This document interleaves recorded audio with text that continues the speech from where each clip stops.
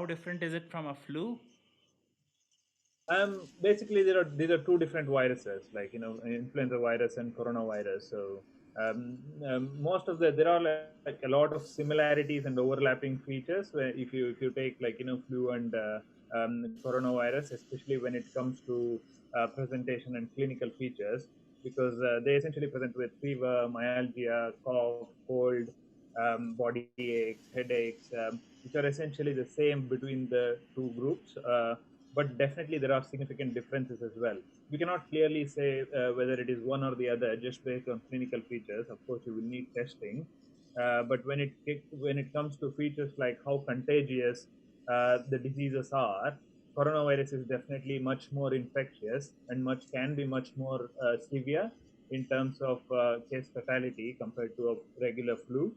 And people, if you take flu for example, if they are infected, like if they come into contact with somebody who has a flu, they become infectious quite quickly. Within the first 1 to 4 days, they're quite highly infectious. But when it comes to coronavirus, even though it starts off a bit late, say after 24, 48 hours after you get exposed to somebody who comes into contact with a coronavirus patient, the infectivity lasts a bit longer. Nobody knows the exact duration yet, but the average, they say up to 14 days, people can be infectious. But the peak infectivity is between 4 to 5 days, as opposed to flu, which is generally the infectivity goes off after 1 to 4 days.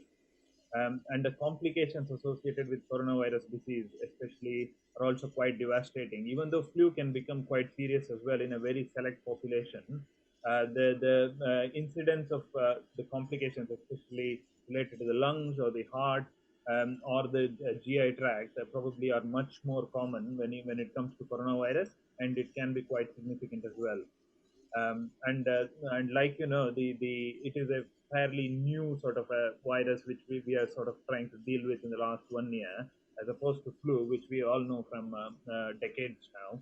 And a significant amount of research has gone into flu, and the vaccines are already developed, and people know how to behave when one gets flu. And everything is new with coronavirus, and probably that is why we are still struggling with COVID, is what I would say.